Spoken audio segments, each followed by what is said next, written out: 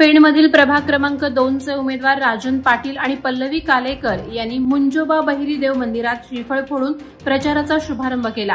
खासदार धैर्यशील पाटील, नगराध्यक्ष पदाचे उमेदवार प्रीतम पाटील यांच्यासह अनेक मान्यवरांची उपस्थिती होती। उमेदवारांनी घरोघरी जाऊन मतदारांशी संवाद साधला। रॅलीतील मोठी उपस्थिती पाहता दोघांचा विजय निश्चित मानला जात आहे। प्रभागातून नगराध्यक्ष उमेदवारांनाही मोठी आघाडी मिळेल असा अंदाज व्यक्त होत आहे। पनवेलमध्ये आयोजित चंदूकाका सराफ फॅशन शो 2025 भव्य दिव्य पद्धतीने पार पडला। सुप्रसिद्ध अभिनेत्री कोमल शेटे यांच्या हस्ते विवाह तस्मय या नव्या कोऱ्या सेगमेंटसह कार्यक्रमाचं उद्घाटन झालं। चंदूकाका सराफचे व्यवस्थापक अमेय जोशी, योगिता चोगले, आयोजक मंदार काणे, कोरिओग्राफर शुभांगी खैरे आदी मान्यवर कार्यक्रमाला उपस्थित होते। कोमल शेटे यांना शाल, नारळ आणि विशेष गिफ्ट देऊन सन्मानित करण्यात आलं। रसिक प्रेक्षकांनी कार्यक्रमाला उत्स्फूर्त प्रतिसाद दिला। म्हसळा नगरपंचायतीतील तणावपूर्ण वातावरणात खासदार सुनील तटकरे यांनी मुस्लिम मतदार आणि कार्यकर्त्यांसोबत संवाद साधला। बोरली पंचतन येथे ज्येष्ठ नेते मोहम्मद मेमन यांच्या निवासस्थानी झालेल्या बैठकीला स्थानिक मुस्लिम बांधवांची मोठी उपस्थिती होती।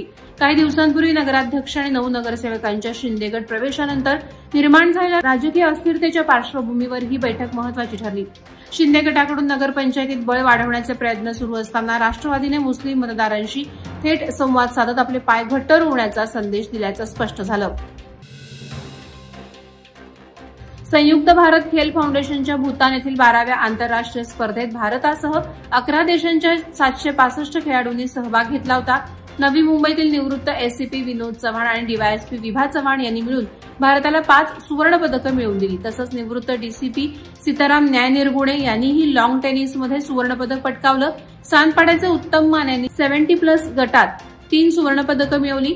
रायगडातील घनश्याम माशेलकर यांनी 3 स्पर्धांमध्ये सुवर्ण पदक जिंकत चमकदार कामगिरी केली। विजेत्यांवर सर्वत्र अभिनंदनाचा वर्षाव होत आहे। पेणमधील प्रभाग क्रमांक 2 मधील अपक्ष उमेदवार अशोक जैन यांनी आपली उमेदवारी मागे घेत इंजिनियर आणि लोकप्रिय व्यक्तिमत्व प्रवीण पाटील यांना पाठिंबा दिला।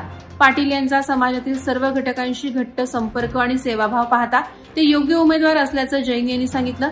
प्रवीण पाटील यांना विजयी करण्यासाठी प्रयत्नशील राहणार असल्याचंही त्यांनी स्पष्ट केलं। या निर्णयामुळे प्रभागात पाटील यांची ताकद आणखी वाढल्याचं बोललं जात आहे। विद्याप्रसारिणी सभा चौक संचलित प्राथमिक आणि शिशु मंदिराच्या वार्षिक क्रीडा महोत्सवाचा शुभारंभ राष्ट्रीय कुस्तीपटू क्षितिजा मरागजे यांच्या हस्ते झाला। संस्थेच्या अध्यक्ष शोभाताई देशमुख आणि अनेक मान्यवरांच्या उपस्थितीत कार्यक्रम पार पडला। विद्यार्थ्यांनी संचलन करून पाहुण्यांना मानवंदना दिली। हेल्प फाउंडेशनचे गुरुनाथ साठेलकर यांनी क्रीडा आणि आरोग्यावर मार्गदर्शन दिलं। क्षितिजा मरागजे यांनी प्रेरणादायी अनुभव सांगितले। विविध क्रीडा स्पर्धांना उत्साहात सुरुवात होऊन विद्यार्थी सहभागाने परिसर क्रीडामय झाला होता। ओवळे ते पनवेल शिर्डी पदयात्रेची 14वी साई पालखी खिडूकपाडा येथे उत्साहात पोहोचली। गावकऱ्यांच्या जयघोषात रथपूजन करण्यात आलं। साई मंदिराचे अध्यक्ष प्रभुदास भोईर आणि सुरेश भोईर यांनी पालखीचे पूजन केले। यावेळी ग्रामस्थांनी भाविकांसाठी अन्नदानाचे आयोजन करून सेवा उपक्रम राबवला। 2010 पासून पालखी येथे येत असून यंदाही भक्तिभावानं पालखीचं स्वागत झाले। अनेक भाविक पालखीसोबत यात्रेमध्ये सामील झाले होते। ओम साईरामच्या गजरात संपूर्ण परिसर भक्तिमय झाला होता। मायनॉरिटी उर्दू आणि इंग्लिश स्कूल पनवेल येथे पनवेल शहर पोलीस ठाण्याचे सहाय्यक पोलीस निरीक्षक प्रवीण फडतरे यांनी सायबर सुरक्षा, अंमली पदार्थांचे दुष्परिणाम, महिला आणि बालक अत्याचार कायदे तसंच अतिवापरातील मोबाईलचे परिणाम याविषयी विद्यार्थ्यांना मार्गदर्शन केलं।